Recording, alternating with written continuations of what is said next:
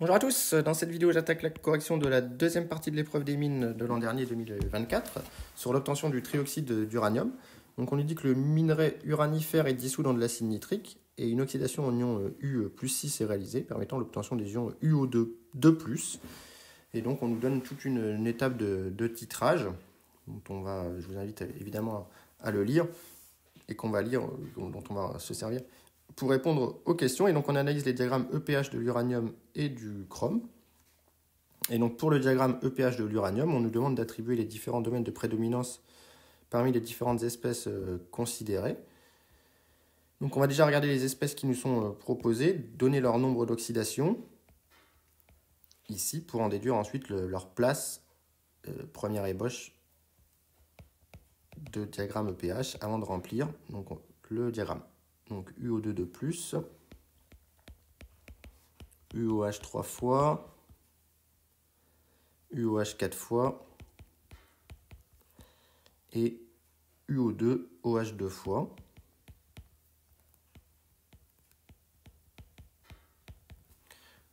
Donc, je vous rappelle les règles. La somme des nombres d'oxydation doit être égale à la charge de l'édifice. Et sauf cas particulier, ce qui va être ici, on peut utiliser cette règle sans problème. Le nombre d'oxydation de l'hydrogène va être égal à plus 1. Et le nombre d'oxydation de l'oxygène va être égal à moins 2. Donc j'ai directement que le nombre d'oxydation de l'uranium, c'est 0. Le nombre d'oxydation de l'uranium plus 3, c'est 3 plus, c'est plus 3. Pour 4 plus, c'est plus 4. Pour UO2 de plus, eh bien, on se rend compte qu'on se retrouve avec X, qui est le nombre d'oxydation de l'uranium que je cherche, plus 2 fois le nombre d'oxydation de l'oxygène, donc moins 4, qui doit être égal à plus 2. Donc X égale 6. Donc ici, ça nous fait plus 6. De ce résultat, on peut en déduire que le nombre d'oxydation d'un groupement OH est égal à moins 1. Donc ici, j'ai 3 groupements OH qu'il faut compenser, donc ça fait plus 3. Ici, j'ai 4 groupements OH, ça fait plus 4. Et enfin, pour le dernier, je me retrouve avec X moins 4 moins 2 pour les deux groupements OH égale à 0. Donc X égale 6. Donc les espèces sont classées par nombre d'oxydation croissant.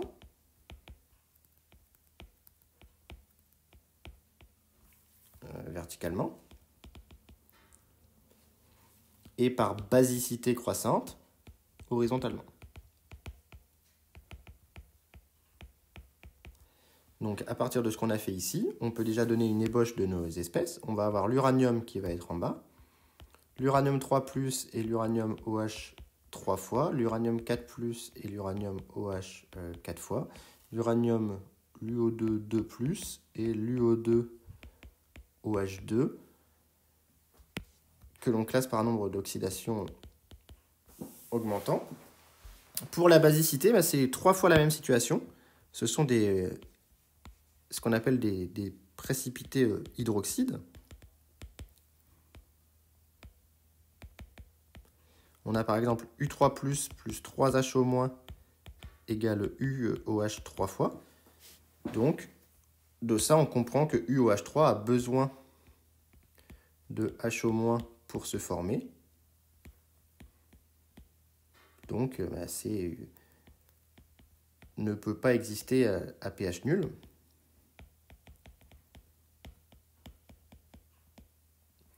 D'où le fait qu'à chaque fois, l'espèce hydroxyde se retrouve à droite. Une fois qu'on a ça, on va pouvoir compléter notre diagramme potentiel pH. Et donc on se rend compte qu'on a 7 domaines sur le diagramme qui nous est proposé. 6 domaines, pardon, contre 7 espèces à classer.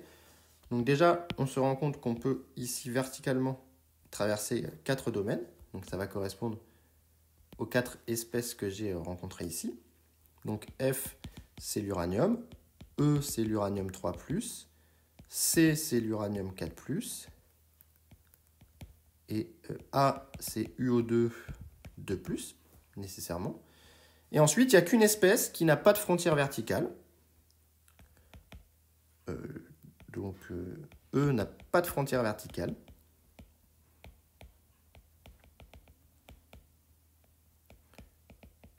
Or, UOH 3 fois, c'est un précipité hydroxyde, donc il aurait dû avoir une frontière verticale.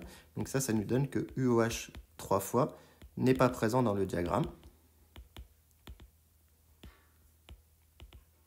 Obligatoirement. Et donc on en déduit que D, c'est l'hydroxyde associé via la frontière verticale à U4+, donc UOH 4 fois. Et B, c'est l'hydroxyde associé à UO2 2+, donc UO2OH 2 fois. Donc voilà comment on a pu classer nos différentes espèces. Ensuite, on nous dit à l'aide de la formule de Nernst de calculer la pente entre les domaines A et C.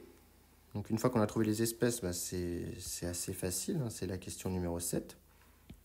Donc on va donner l'équation entre A et C, donc UO2 2+, et C qui est U4+. Donc on va équilibrer ça en rajoutant 2H2O, 4H+, donc là j'ai 6+, il me manque 2 électrons. Et ensuite j'écris la relation de Nernst, hein, que E est égal à E standard, plus 0,06 sur 2, log de UO2 de plus en concentration, H plus puissance 4, divisé par U4+. Et donc ça va être égal à E standard plus une constante, qui ne m'intéresse pas. Et ce qui m'intéresse, c'est la dépendance en le pH. Et ici, avec le 4, ça va me faire moins 4 fois 0,06 sur 2 pH. Autrement dit, moins 0,12 pH. Donc la pente, ici, elle est de moins 0,12 volts par unité de pH. Très bien, on continue. Donc on me dit ensuite de déterminer le pH des frontières AB et CD, en se servant des calculs des frontières thermodynamiques. Donc ici, c'est la question 8. Donc on veut la frontière AB.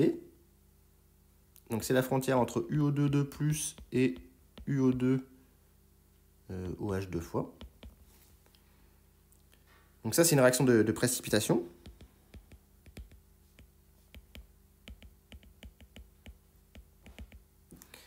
Et donc on sait que UO2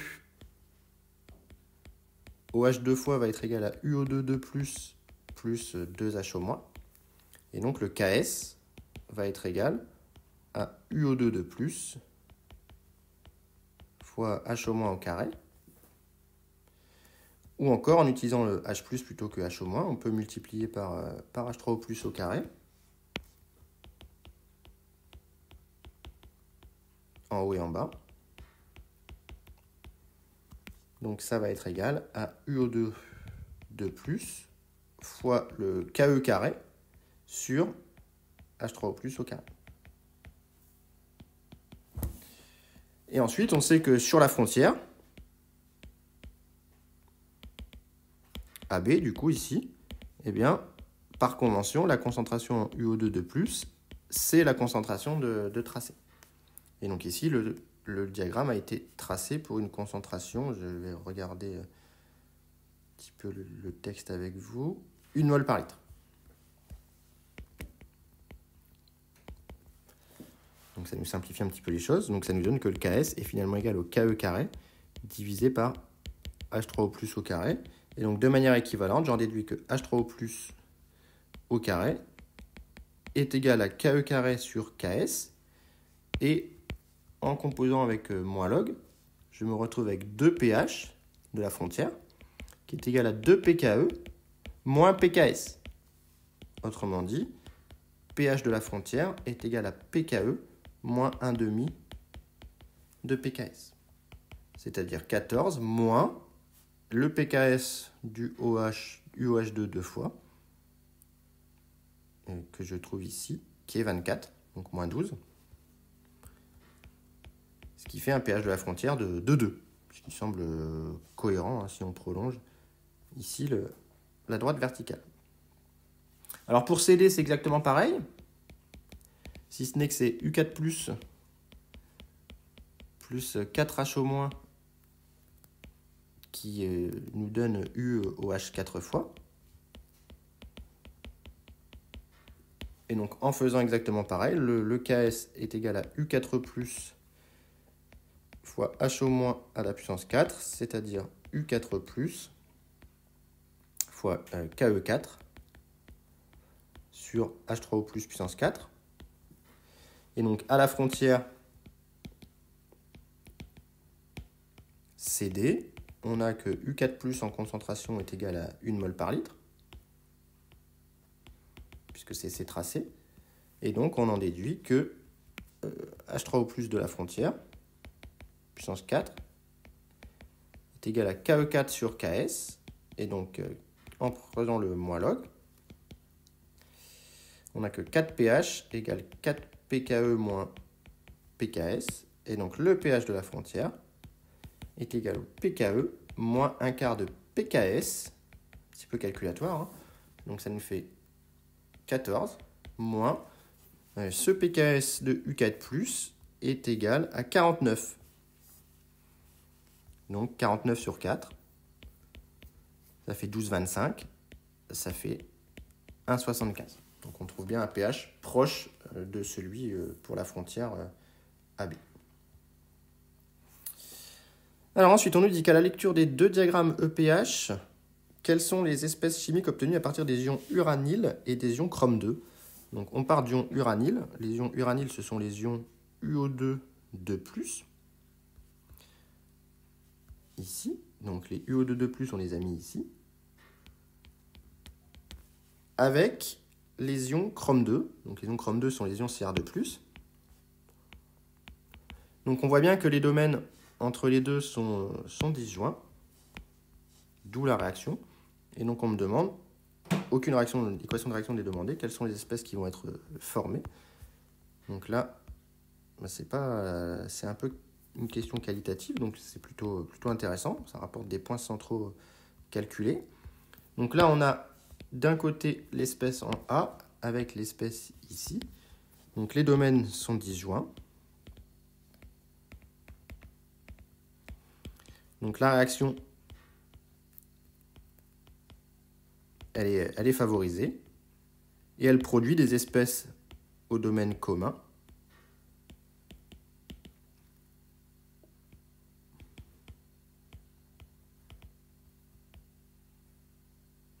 Donc visiblement, les espèces qui vont aboutir à l'arrivée seront Cr3+, ça c'est avec certitude.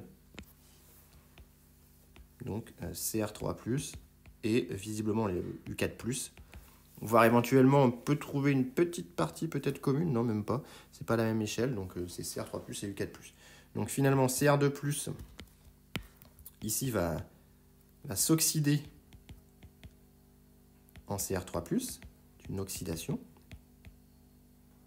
Et U4+, lui, UO2 2+, pardon, va se réduire en U4+. Donc voilà pour la question numéro 9. À la lecture des diagrammes, quelles sont les espèces obtenues. Il faut ensuite éliminer les ions chrome 2 versés en excès, ce qui est fait lors de l'étape 2 grâce au dioxygène de l'air. Et donc on nous dit maintenant quelles transformations subissent les ions chrome 2 au cours de cette étape.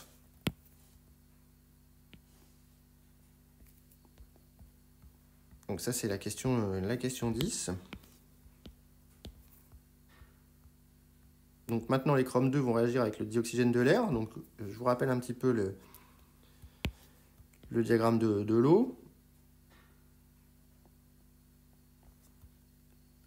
1 et 1,23, hein, grosso modo à peu près comme ça. Donc on a H2O ici, H2 et O2. Donc on voit bien que les chrome 2 et les O2 sont disjoints. Donc Cr2+ et O2 disjoints. Donc Cr2+ va s'oxyder en Cr3+. Et O2, lui, par contre, va se réduire en H2O dans un endroit qui est à peu près commun à tout le monde, hein, qui est le domaine du Cr3+. Ça, c'est la lecture qualitative de diagramme.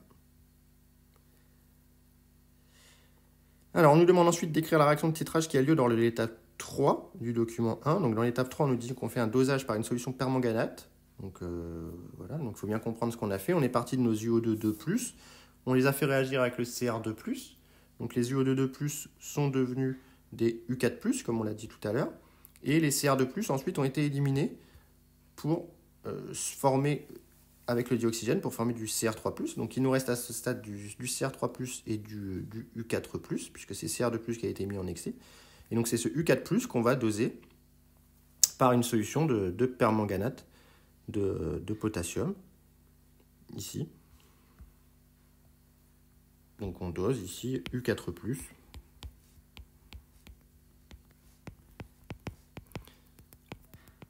par MnO4-, visiblement, ici, dans cette étape. Voilà, donc on me donne les potentiels standards des différents couples.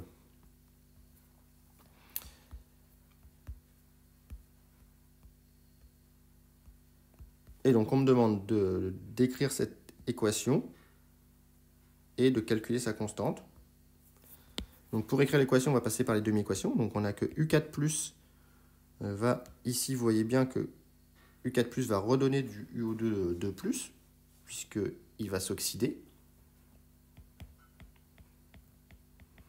Donc ça, on l'avait déjà écrite tout à l'heure, hein, 2H2O, plus UO2, plus 4H+, plus 2E-. Et puis, MnO4- va se réduire en Mn2+. Donc là, on va rajouter 4H2O, plus 8H+, plus 5 électrons. Et donc, on va faire tout simplement 5 fois 1 plus 2 fois 2. Ce qui va me permettre d'écrire que 10 H2O vont se compenser avec 8 de la deuxième équation. Donc 2 H2O plus 5 U4+, plus 2 MnO4-, plus 16 H+, qui vont se compenser avec 20, qui vont partir de l'autre côté. Donc il va nous rester 5 UO2 de plus 20 moins 16, 4H+, plus 2 Mn2+, plus on a dit, du coup les H2O on les a mis. En termes de charge, on a 10+, 14+, 18+, 20+, et 2 moins 18+, c'est bon, 5 uranium, 5 uranium, 2 fois 4, 8, et de 10 oxygène, 10 oxygène, 4H, 4H, donc voilà notre équation. Et donc pour calculer sa constante, il y a un petit peu de travail à faire, il faut maîtriser la thermochimie, donc on va écrire dans le sens de la réduction à chaque fois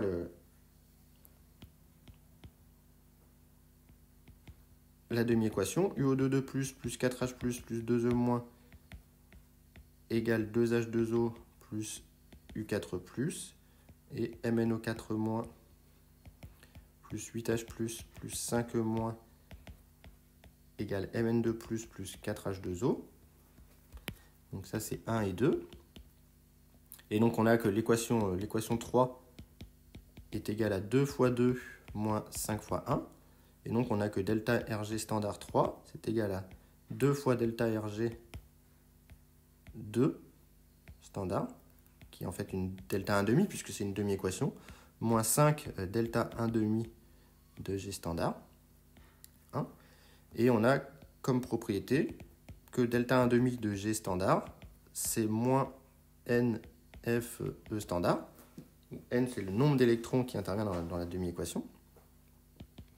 Donc j'en déduis que delta RG standard est égal à moins 2. Ici, du coup, ça fait 2 électrons, moins 2 fois delta 1,5 de 2, donc ça fait moins 10 Faraday fois E2 standard, où E2 fait référence au manganèse, plus du coup 10 Faraday E1 standard, où E1 standard fait référence au couple uranium. Et delta RG standard, c'est égal à moins RT ln de K standard. Donc j'en déduis que moins RT ln de K standard est égal à moins 10 Faraday E2 standard moins E1 standard. Voilà. Et donc on a que Ln de K standard. Donc là, on va se servir maintenant de la dernière information, qui est que dans les données, on a le RT sur Faraday ln de x qui est égal à 0,06 log x.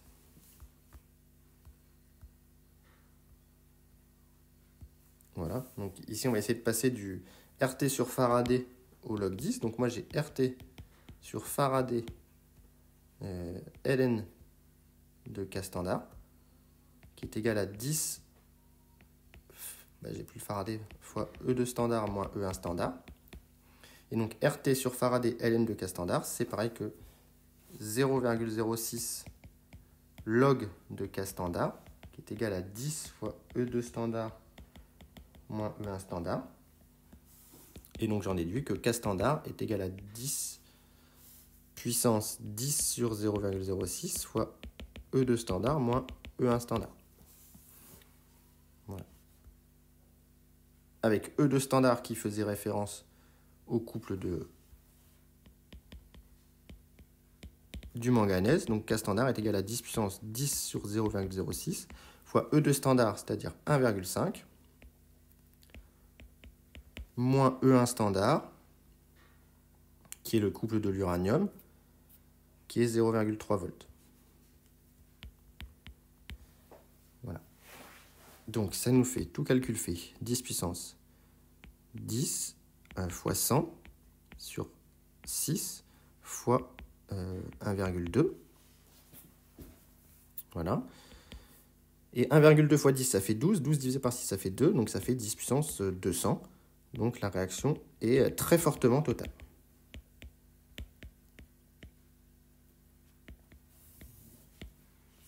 Voilà, donc c'est un petit peu long comme question. Et enfin, dernière question de cette partie. On me dit de proposer une équation de réaction modélisant la calcination du diuranate d'ammonium, sachant que de l'ammoniac est formé.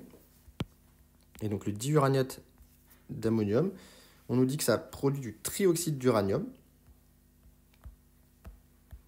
et de l'ammoniac. Donc on a production de trioxyde d'uranium, donc UO3, et d'ammoniac, donc NH3. Et donc ça nous fait que NH4 2 fois U2O7 doit être égal à UO3 plus NH3. Et donc là, on équilibre en mettant 2 uranium. L'azote, on en a besoin de 2. Et donc là, on se rend compte qu'on a 6 oxygènes et 6 hydrogènes, alors qu'il nous faudrait 7 oxygènes et 8 hydrogènes. Bon, évidemment, on va rajouter ici une molécule d'eau gazeuse issue de la calcination que l'on obtient en fait en faisant chauffer l'espèce. Donc voilà pour cette vidéo sur la deuxième partie assez calculatoire de cette épreuve des mines, qui est très intéressante dans la lecture des diagrammes potentiels pH. Donc il faut bien voir si vous avez compris comment est-ce qu'on trouvait les espèces qui réagissaient ensemble suite au domaine disjoint. Et puis des petites questions de thermochimie en calculant ici une constante d'équilibre. Voilà pour cette vidéo. J'espère que ça vous a plu et s'il y a des questions, surtout mettez-les en commentaire. Bonne journée.